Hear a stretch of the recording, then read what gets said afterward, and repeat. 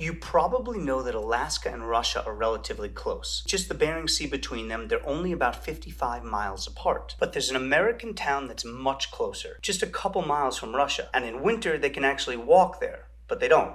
I don't think. Diomede is an American town of about 100 people on a small island in the Bering Sea called Little Diomede Island. It is one of two islands that sit about halfway between mainland Alaska and mainland Russia. The western island, Big Diomede, is Russian. The eastern island, Little Diomede, is American. They are 2.5 miles apart. The only thing between them is water. In winter, the notoriously cold water freezes up, creating a 2.5-mile ice bridge that's walkable. So technically, you can walk from the US to Russia. If you do, you also instantaneously step into the future because Big Diomede is 21 hours ahead of Little Diomede. The international date line falls right smack between them, so you can literally step a whole day ahead. Residents rely on a weekly helicopter or ski plane for mail and supplies. There's a school, laundromat, church, and a general store, but for most big things you have to fly to Nome in mainland Alaska. Most who live on Diomede have ancestors who have lived there for over 3,000 years. Many are known for extraordinary ivory carvings and marine hunting skills. They can easily handle a polar bear. Until World War II,